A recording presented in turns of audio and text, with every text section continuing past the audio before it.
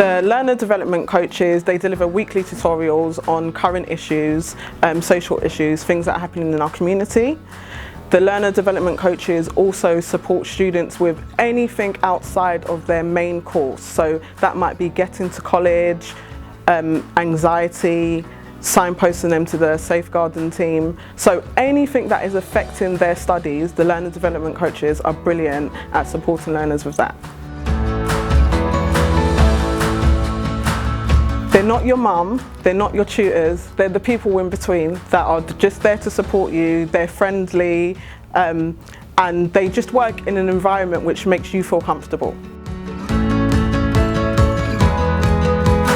Lambeth College is a career-ready college, so it's important that during tutorials, learners learn more about the workforce.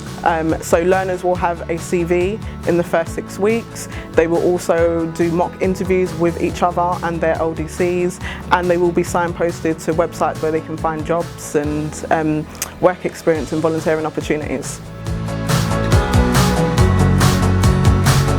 We have a bursary scheme available for all learners. This bursary scheme will help learners who are in financial difficulties with cost of books, equipment, travel expenses and food whilst at college.